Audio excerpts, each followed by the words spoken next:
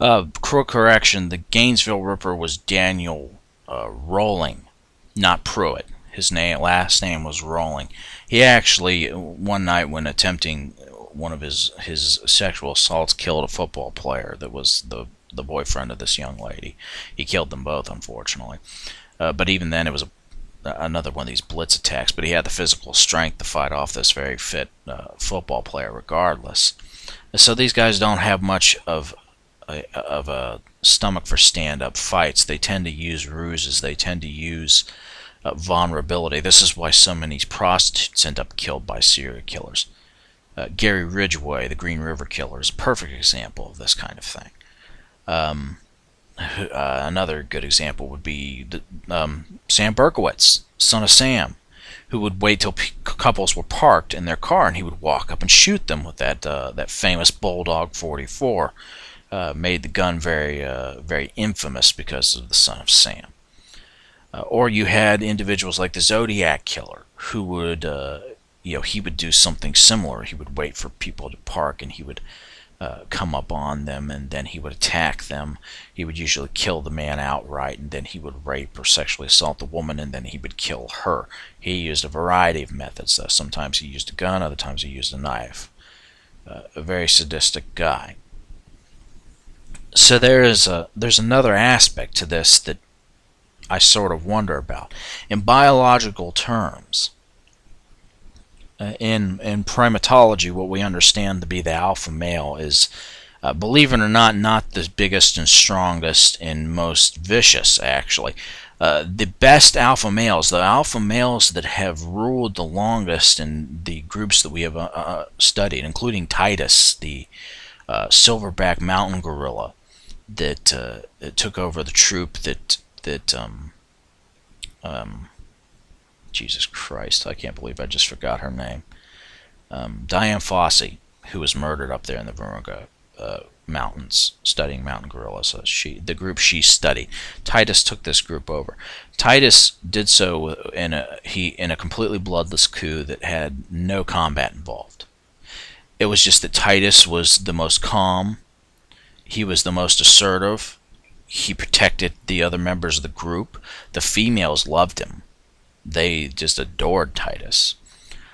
He was the best at finding food. He was the best at protecting the overall group. He was not a brute, and he was not vicious. He always maintained order. And he did it with the minimal amount of kind of violence that we would expect in something like a chimpanzee, like Frodo in the Gombe region, who was just another tyrant who ruled with an iron fist. But in these groups, you see what are often referred to as beta males. By some of these MRA terms are so stupid. The anti-feminists there's no such thing as a beta male, really. You have subordinate males. You have males that are immature. There's different nuances to this that they don't understand. They just see a nature program and automatically assume that that's what it's going to be like, not understanding that popular nature programs don't always give you all the information, especially about what an alpha male really is. So, that being said, these subordinate males often will exhibit the kind of behavior you see in what we would consider to be antisocial people in our culture. They do attempt to forcibly mate with females sometimes. Sometimes the females let them. I mean, there's a lot of mating going on the slide, even without the silverback knowing about it. It doesn't happen very often because these subordinate males often just demonstrate behavior, for instance, being vicious, or being out of control, or being sneaky and deceptive. In fact, they've shown that not only do primates know how to be deceptive, they can remember who has deceived them. And often, especially in chimpanzees, you will see retribution, a sense of justice. Someone will get back someone who has deceived someone else somehow. It's very, very interesting when you observe this behavior, and you only observe this kind of behavior by going and observing the animals themselves. But a lot of these subordinate males show this kind of behavior. Depending on just how vicious they are, though, they can sometimes be completely driven out of a group. They don't tend to spread their genes very often, though. That instability seems to turn many of the females off. So, the question then becomes, what are we seeing with a lot of these anti-feminists? Well, we're seeing that instability. Thingtocoolforyou's video will be linked in the low bar of this, where she's talking about being threatened. I was threatened. She's been threatened. I'm sure that, a matter of fact, I bet I'd be willing to bet anybody who's said something against these guys has been threatened. Now, according to John the Other in the comment section of the video that got flagged, he claims that we're promoting hate, that we're talking about hate speech here, and that we're encouraging hate. And this is a non-violent movement dedicated to the rights of males. And yet, all we ever have are these troglodytes showing up in the comments section, spewing the hatred, attacking people, sending threatening messages to them, regardless if you take them seriously or not, threatening to rape many of the women who stand against them, or attack family members like they threatened to do of mine. That's what they're doing? Non-violence, huh, John the Other? Really? And what about Barbarossa? As we're going to see, and I will link his video in the low bar of this also, I've taken a few excerpts from it. Echo has a video of Barbarossa talking about what he would do if he saw rape. In other words, he would walk on by. Allowing violence to take place without intervening, just because you have a grudge. If this is a non-violent movement, then why are we hearing this kind of rhetoric from your side? Why is it that we hear nothing but the most vile, ridiculous, and threatening things out of these so-called MRAs, which are in fact nothing more than anti-feminists? Now, if he's watching, or any of these other thrill-seeking fun seekers are watching, like Pine Grove or any of the other jack-offs that I've seen spewing their bullshit, Rocking Mystery, although he doesn't comment on my videos. I don't know if he's fearful of me or what. Probably. I found that people like this tend to be cowards. And if they do strike, they strike from anonymity on a sock account, something like that. If this is not a movement dedicated to hate and misogyny, then why is it that the comment section of the videos of people criticizing all of you are filled with nothing, and I do mean with nothing, but that kind of vile vitriol, that kind of threatening attitude, threatening physical harm against women, threatening physical harm against men and their families who stand against you. Now, the funny part of that is that, I'll be honest with you, motherfuckers say that to me in person, their dick's getting knocked in the dirt. Charges or propriety be damned. That's all there is to it. I'm not going to tolerate that shit in person. Threaten me, you're going down, period. I'm not going to kill anybody, but a good jack to the jaw sends a message. It does.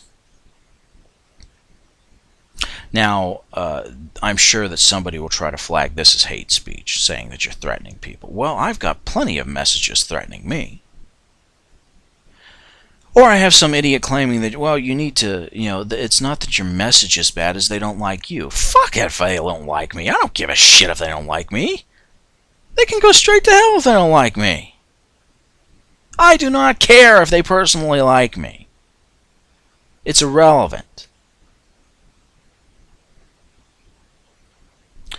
So, what we are looking at here then, to me, is a movement that doesn't give a shit about people's rights.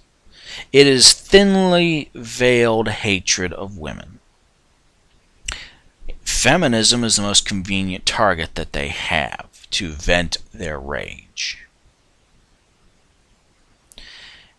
It's an inconvenient target because it's obvious that not all the feminists that identify themselves as feminists are like the radical lesbian and separatist feminists that they're talking about.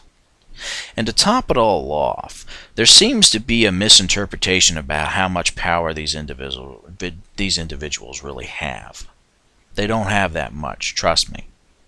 In fact, I'll go out on a limb here, and I'm going to say this. In terms of academia, the radical feminists have nearly no pull.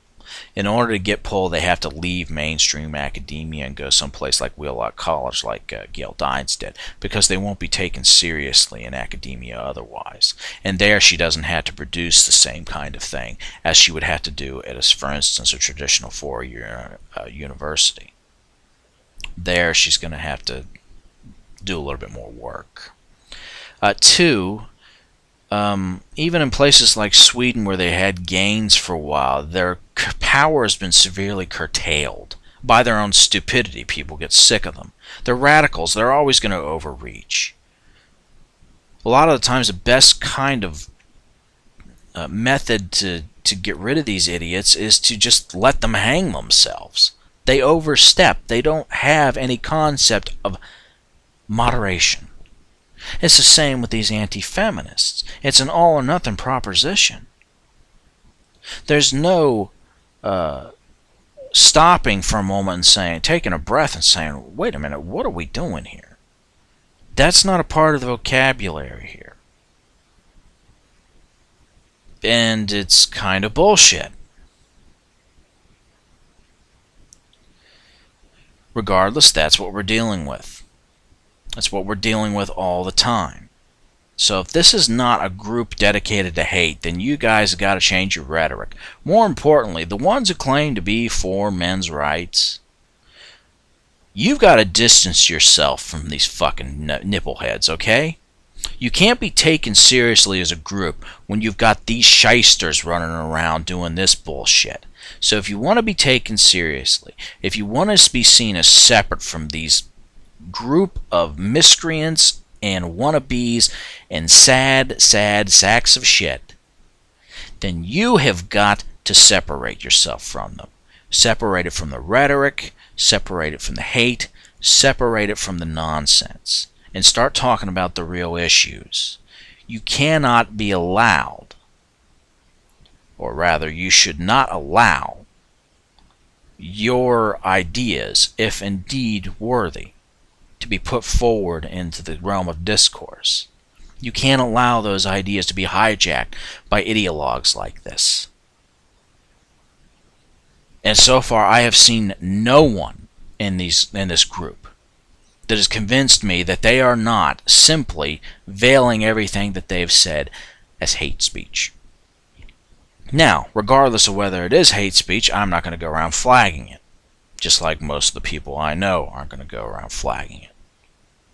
It is as, and I'm saying this as somebody who hasn't agreed with me. As a matter of fact, we disagree on many things. He came to my channel the other day, though, and left a comment about being bullshit that my videos get flagged. That was Lediotis, and he's right. It's bullshit. People don't need to go around flagging each other's videos. It's going to happen regardless of what we say. But hate speech, that's on your side. And notice how we are not flagging you, even though it could be flagged as hate speech, because if they can flag what I had up as hate speech, we can flag the shit out of you. Notice that we are not. Why? Because there's no point in doing that. One cannot point to what is negative or worthless and ridiculous and say, that's it, if it's not there. It's the same reason nobody should be flagging the racist videos. We have to have them to serve as a counterpoint to say, this is not what we are looking for. This is why. Will this do any good? Probably not. But that is I'm throwing the gauntlet down to all of you MRAs who say you're not about hate. Then separate yourself from the fuckers who are. Let's see a little smoke. And let's see a little balls for a change from you beta males.